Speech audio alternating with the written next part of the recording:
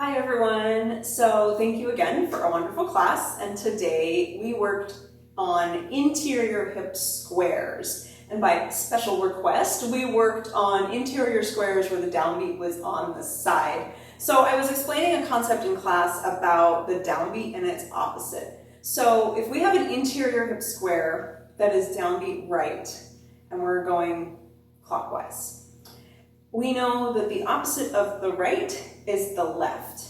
And if it's half time, downbeat on the right, that right glute will be squeezing on the 1 and the 3, and halfway through we'll be squeezing the left glute because that's the opposite. It'll be 1 and 2 and 3 and 4. Just like alternating glute singles, half time, downbeat on the right. Now what's tricky about squares is that there are 2 extra parts, right? It's a 4-part movement. So if we're going clockwise, downbeat right, we're actually going to go through the lower back first.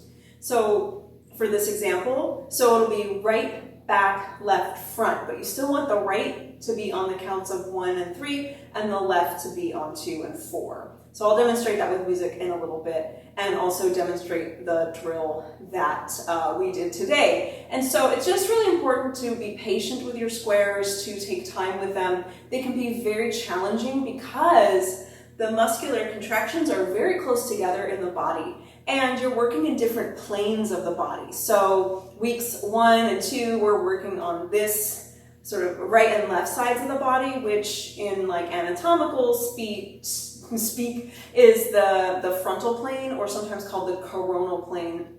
Then with our pelvic locks, we're working with the front and back of the body. That's the sagittal plane, so think of Sagittarius, the archer, right? He draws that bow front to back. So now we're combining them. We're going front to back and side to side. So that's also tricky, just the brain, how our brain assimilates movement. You know, even when we're kids, front and back is usually the first thing we do, and then we do side to side. So just from a developmental standpoint, just how human brains work and how movement works, yes, they are tricky. But I assure you that with time and practice and focus, you can totally do these.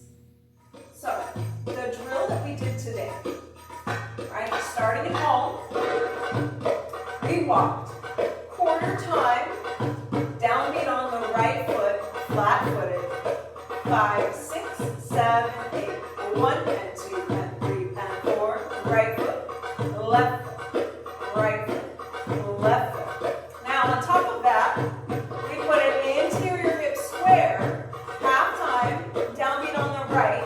This one goes counterclockwise, right foot, left back, right foot, left back, right foot, left back, right foot, left back, right foot, left back, right foot, left back.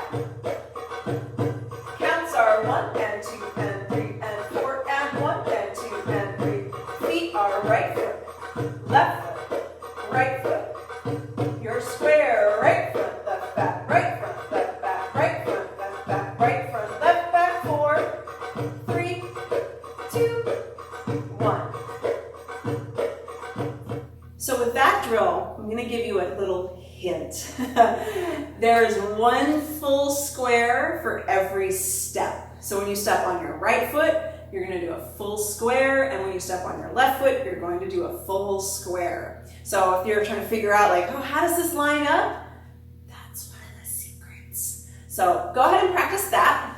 And then next week we'll work on circles where we're smoothing out those squares. And right after this will be a video of the combination filmed from the back to Amr Diaz Kida Aina Ainek, which means as though we were eye to eye, or as though your eye and my eye were together. So it's a little bit colloquial Egyptian.